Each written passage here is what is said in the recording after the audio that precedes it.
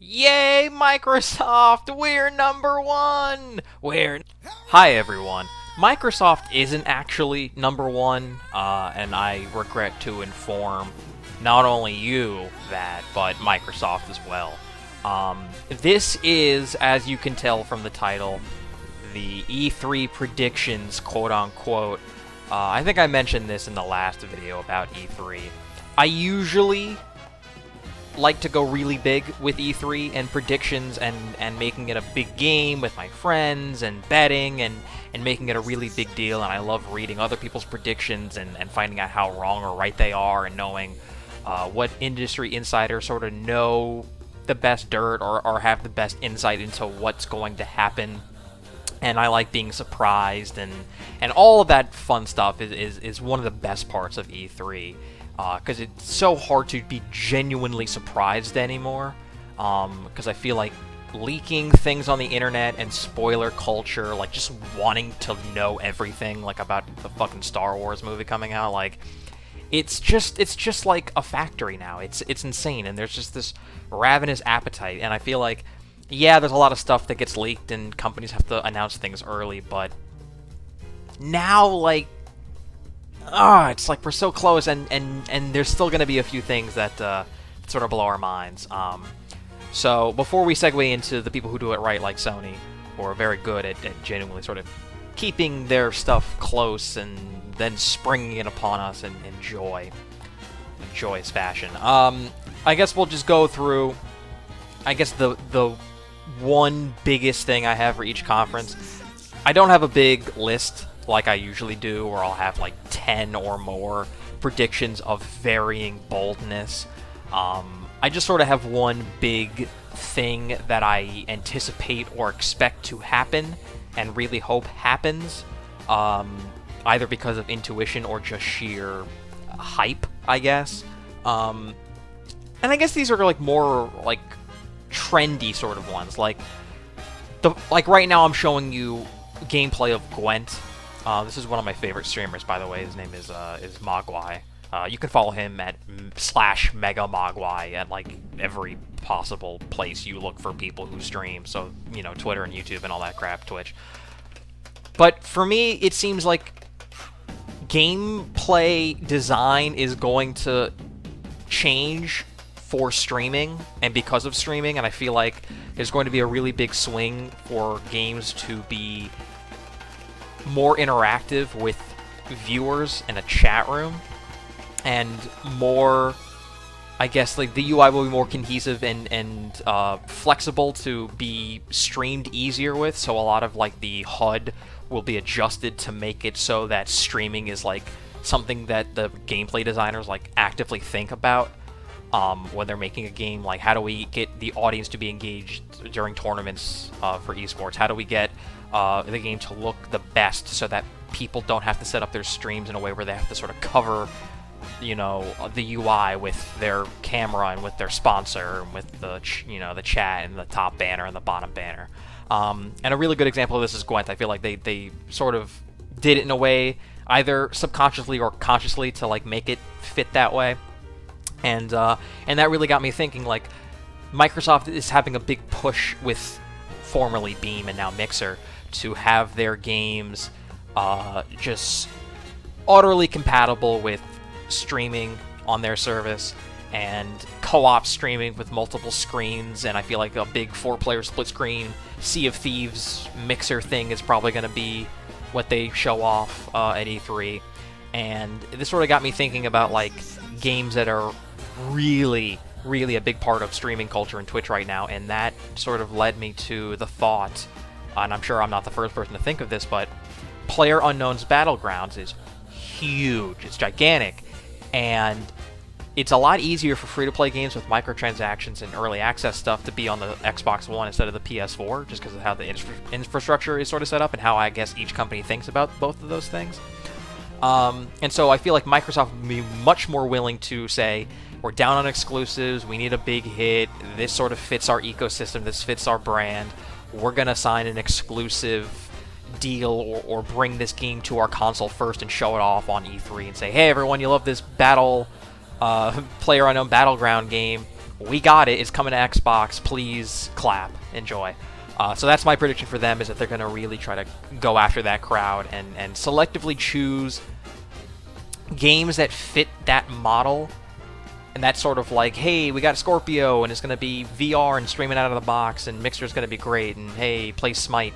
Whereas Sony is much more likely to be like, hey, we're going to make Let It Die, and that'll be like our free game experiment. We'll dip our toe in that water, and because they're doing their own thing. I also really hope that Microsoft wises up and spends money and to try to get IO Interactive to either make a game, a new IP, or a game that they have in their library, in their history. That I hope they still own some of the rights to some of their games. IO Interactive, they make Hitman, by the way. Because it seems like just Sony is just completely beating the shit out of them when it comes to like going to every single major or minor Japanese company and just being like, hey, can we just get Yakuza 0? Can we get Nioh? Can we get Nier? Can we just get anything you guys make and just put it on here? Oh, hey, you know, From Software, can we just pay you to make Bloodborne? So this is sort of a segue into Sony, which is, I feel like Bloodborne 2 is coming. This is more of a hope. I just really want Bloodborne 2, and I'm, again, not the first person to say that, but fuck, I want Bloodborne 2 so goddamn bad. Maybe the last few years of, like, Dark Souls clones popping up has sort of engaged them to really reinvent the wheel, and change up the formula and sort of take the best aspects of, like, how those games, how those clones improved on Dark Souls, like, with Nioh, like, you can see the opponent's status, their stamina meter, and just how they changed, you know, with, like, multiple stances, and, like, they just kept adding so much to it while not really, like, making the level design better. I hope Bloodborne 2 is like the original Dark Souls, in that it's not like you go to a hub world and pick a tombstone and then you know, whoop, okay, now you're over there now. I hope it's all just interconnected, which would be really, really neat. But yeah, I don't actually think this game is coming out or being made. I think they're working on fucking anything else that From Software has, like, not Zone of the Ender, that's Kojima. What the hell are they working on? What's the name of that goddamn mech game they're working on? Armored Core, that's it.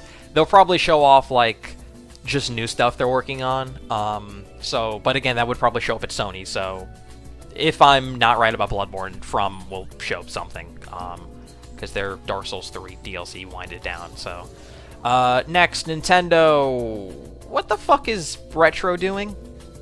Can you please show off a Donkey Kong game or a Metroid game? Like, it's honestly time. Like, they've been working on something. I'm sure they got, you know, word about the Switch a while ago. I'm sure they've been sort of porting whatever Wii U game they've been working on to the Switch. I'm sure it's very easy to do that, because they're both in HD and they're both relatively moderate. It's not like designing for the 360 to the Xbox One, where you actually had to, like, make your game fucking bigger and run better and look better. They have to show something. It would be so ridiculous if we went another year without hearing anything from Retro, unless they, like, secretly, like, killed that studio and, like, and there were no survivors left to talk about it. That would be nuts. So that's what I'm predicting, quote unquote. That's another hope. Bethesda, they're, I think, on Sunday, the Sunday of E3, like, before E3 officially starts. I think Microsoft is also on that day. I think Todd Howard might show his face and tease something Scrolls-y. I don't know if it'll be the next Elder Scrolls, but it'll be something, because they have the card game, and they have the MMO, and we obviously know about, like, Evil Within 2, and the new Quake, and the new Wolfenstein, and all the other games that you've been playing or heard about already. I'm sure they'll show off new stuff for Prey or whatever. Maybe like a Dishonored 2 in VR, and Fallout in VR, and Doom stuff. But I feel like it's time for them to sort of, like, give us a hint towards next year, where they're like, hey everyone, like, this year it's sort of slim pickings, it's whatever, you sort of anticipated all the crap we got, but guess what? The Scrolls are coming, and it might be something different this time. That would be really cool if not Todd Howard himself, but, like, someone did that. Where, like, I know they teased Wolfenstein last year, and they'll probably show it this year, and I hope they tease something for next year to sort of keep that daisy chain going. So that's what I anticipate, is that we'll know what their lineup is beforehand, things will get leaked, because they're very good at leaking things in the most hilarious of ways, where they'll like start their live stream as like a test run early, and they'll like talk about a game. Oh, thanks, Bethesda. Your review policy still sucks dick.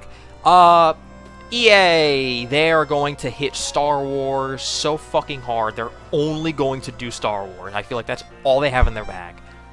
Outside of the normal sports annual franchise thing, they're just going to hit us with so much Battlefront 2, and they're going to start to show off their other Star Wars games more. Whether that be from Respawn or the Amy Hennig studio. I don't remember the name of the studio. But that's going to be their only...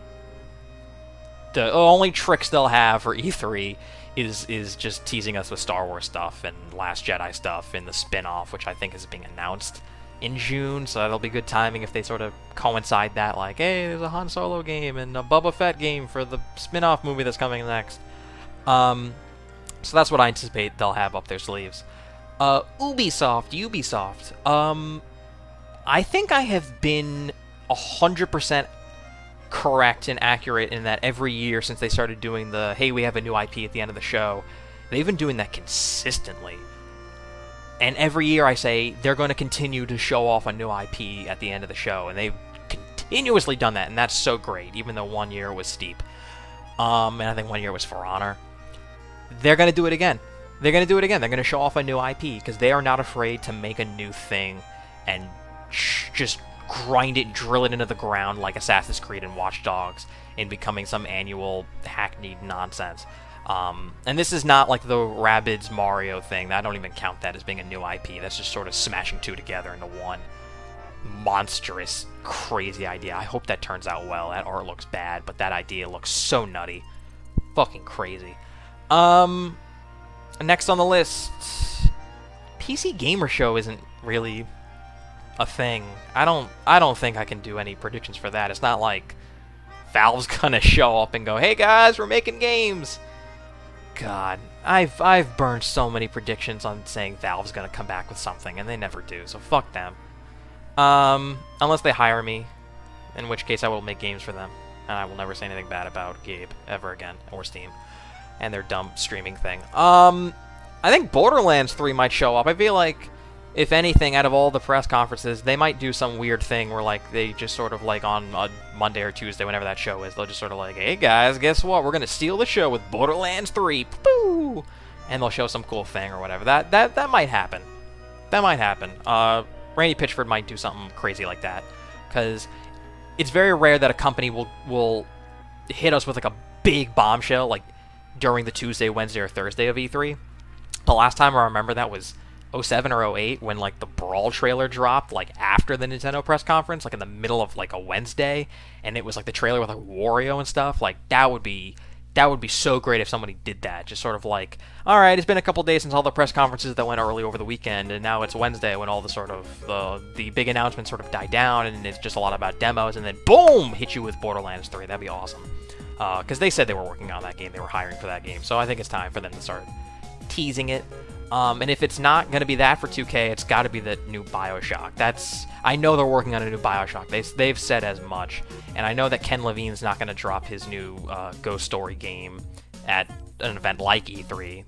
That would be very unlike them. They seem like the kind of like end of the year VG awards with Jeff Keighley sort of. That's sort of like what their bread and butter would be. Other than that, I really hope that out of all of the games that we know about and sort of anticipate them showing up in some capacity, or sort of sequels that we expect to be made, I think we were all like, yeah, it seems like Far Cry 5 is probably going to be a thing, and then we've heard it was set in Montana, and then okay, they showed it, and now it's a game. Here's the release date.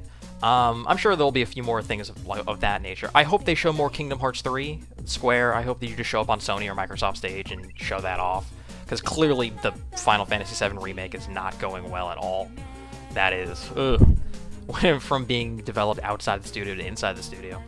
And Cyberpunk, I am now on the fucking CD Projekt Red bandwagon. I am all for their games. Gwent is awesome. Go download and play that now. Witcher 3 is still one of the greatest games I've ever played. I'm still fucking playing that game. 200 hours in plus. I hope they show some Cyberpunk. I hope they talk about Cyberpunk. Got a little something to show us. That would be really neat. And yeah, that's about it. I'm sure we'll see more of God of War and Crackdown 3 and Sea of Thieves and Last of Us 2 and all the other awesome games that I'm really looking forward to. Spider-Man, I hope we start to see gameplay of that. Sucker Punch's new game, whatever the hell they're working on, I hope that's like a big thing that ends the Sony show, because last year's Sony show ended really poorly with Days Gone, which I still don't think looks good at all. And I hope it's like, hey guys, we're working on a new game, Sucker Punch. It's blah. I don't know what they're gonna do. But there you go. So that's that. Really, it'll be just less VR, and it'll be more like, hey guys, this game now works streaming live, and you can fuck with the game if you go into the Twitch chat and type in cheat codes or whatever. Like, I don't know. You can vote live on what multiplayer maps or what deck this guy should play. I feel like someone's got to do some crazy gimmicky things like that. But that would actually sort of be cool for certain games if people really hit that hard.